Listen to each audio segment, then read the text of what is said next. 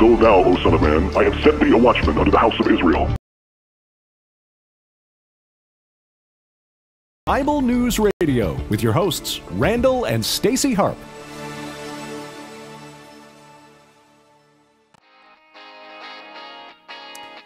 Okay, hey everybody. Good morning. Yeah, it is. Or, to my guests in Israel, it's evening, just so you know. But anyway, whatever time of day it is that it is where you are.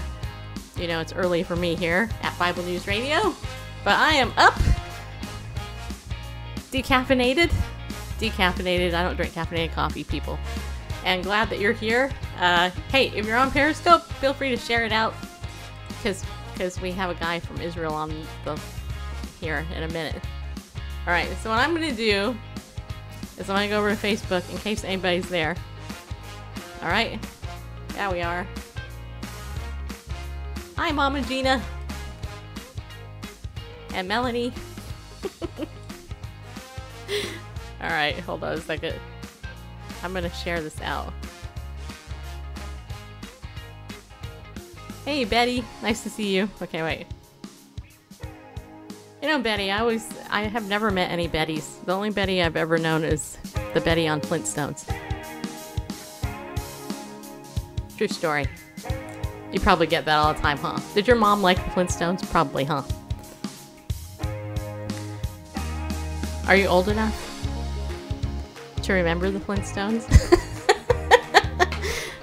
Fred and Wilma. And Barney and Betty. Yeah. Anyway.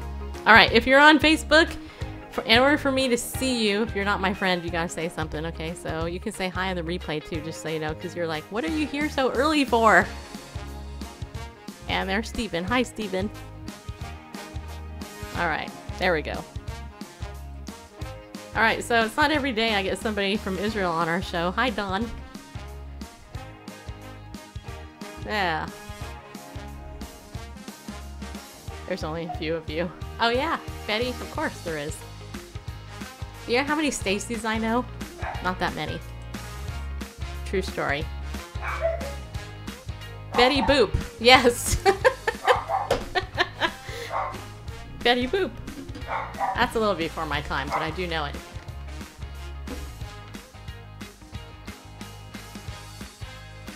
Alright. Okay, so now that you're here, thank you for coming in and being a part of our show. Don't forget you can go over to BibleNewsRadio.com. You can join my email list whenever you want. And after the show, I'm going to send out an email today because actually, to be honest, I totally forgot last night to send it out. And hello, Howie. Howie, are you? No, I'm just kidding. Yeah, I know. It's bad. Alright, good morning.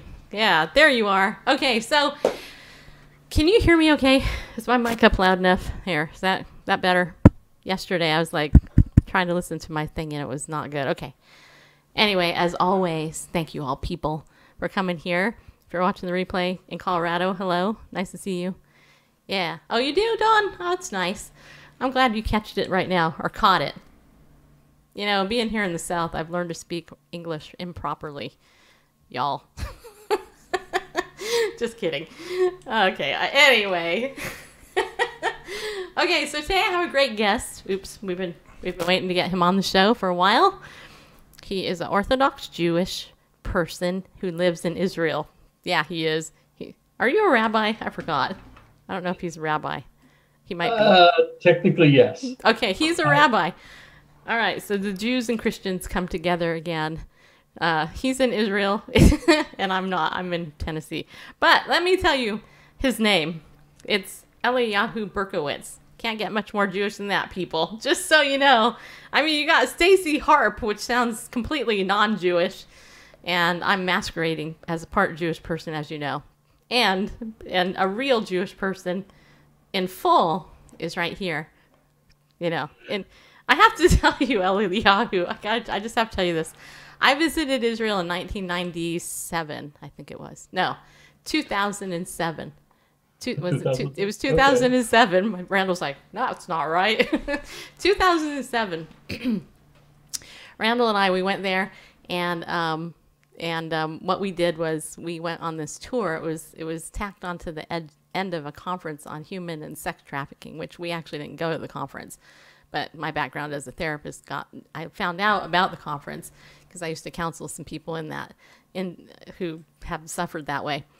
Anyway, long story short, on the tour that I went on in Israel, I had Jewish tour guides and Christian tour guides. So it wasn't a strictly Christian tour. It was also Jewish led. And the guy that stood out to me the most was an Orthodox Jewish rabbi who brought us to where were we? Do you remember? So long ago. Anyway, he brought us somewhere. I don't know.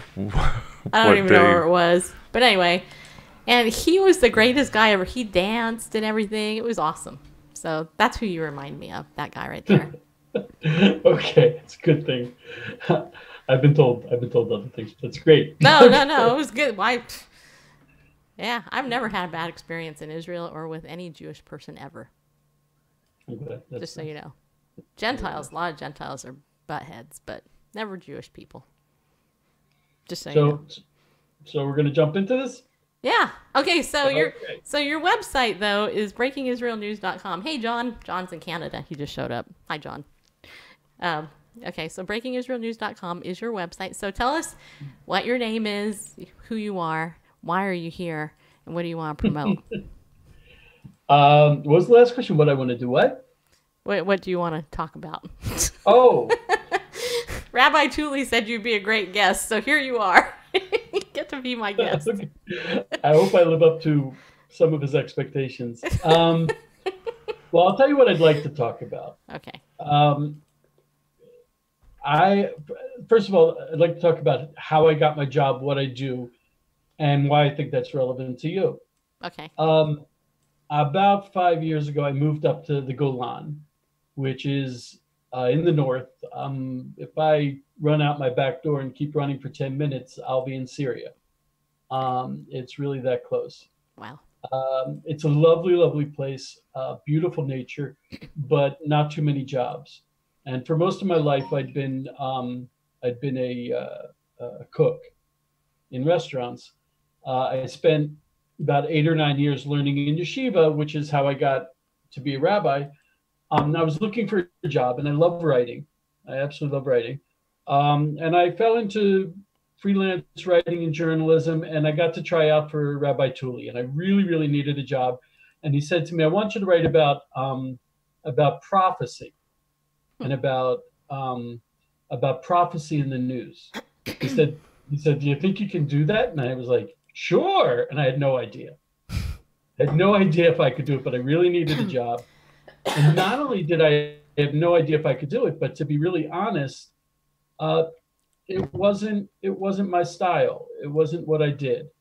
My brand of Judaism, my approach to religion did not include Messiah, did not include prophecy, did not include any of that, which is pretty mainstream for Orthodox Jews. It's pretty normal. And also one of the things Rabbi Tully said he wanted me to write about was the connection between Jews and Christians.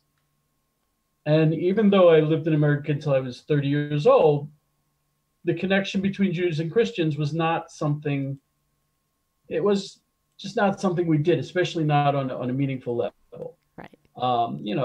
I'd go to Christmas parties and then, do a party by myself, but that was about the extent of it. But I really needed a job. And because I was a very curious person, the more I looked into these things, the more fascinated I became, the more I realized that prophecy really was a part of the news. The more I realized that Messiah was an essential part of Judaism that had been cut out of Judaism, something we had to return to. I'm not talking about Jesus. I'm talking about Messiah, the concept of Messiah. And Before the show, we were talking about the wonders of technology and how a show like this just would not have been possible. This growing connection between Jews and Christians, not only has it never ever happened before, Jews and Christians have never connected spiritually, ever. In 2,000 years of history, it has never happened. And not only has it never happened, but it really, what's happening today between Jews and Christians, especially based around Israel, flies in the face of everything that came before it. Jews and Christians should not like each other. And so just the virtue of the fact that we're doing this show is so unprecedented to me. I looked at that, I said, well, that's Messiah. You know, he's on his way. Ah, interesting. And this has never happened before. Prophecy is like, oh, this is going to happen. And people are like, oh, no, that never happened. So it's not going to happen. And now it's like, oh, no. Israel came around, and that certainly didn't make sense. Jews and Christians got together and are getting together, and that certainly doesn't make sense. So all these things don't make sense. If you have the eyes to see it, then you very clearly see that we're headed for something interesting. Yeah. Can I comment on that? Oh, it's your show. You're right, mister. Watch it or I'll mute you. No, I'm just kidding. I want to say hi to Barb and Anita, who came over on Facebook. You know what's interesting to me? Because most Christians don't understand their Hebrew roots, right? I mean, they don't. And here's the truth. As far as I know it, maybe it's nobody else's truth, but this is how I understand. When I became a Christian, they told me read the New Testament. Just read the New Testament. Don't bother with the Old Testament.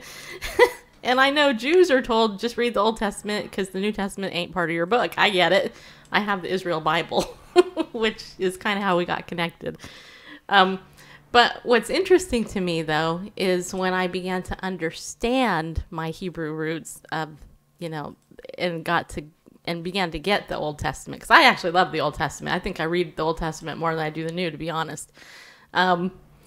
It began to make more sense to me, and I found for myself that I had a deeper spiritual hunger to understand, all this stuff. Like, for example, I never understood why Jews were persecuted, right? I never got it. I never understood.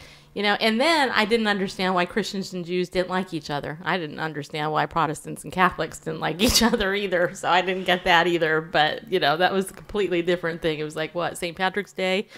Orange versus green. I don't get it. I didn't get it. You know what I mean? So I'm just sharing that because, your experience is kind of similar to mine. And I think it's cool. Personally, I love people. And I think it's totally cool that we get to talk. It is. But aren't things changing? Haven't they changed? I mean, haven't changes led to a change in you? I mean, when you say your Hebrew roots, I'd like to change. I'd like to. Jesus wasn't just a Jew, right? Jesus was an Israeli. Jesus hung out in Jerusalem. He hung out in Bethlehem. He hung out in Nazareth. He hung out in. He was from Israel, born in Israel. He lived in Israel. Jesus was Israeli. He wasn't just a Jew.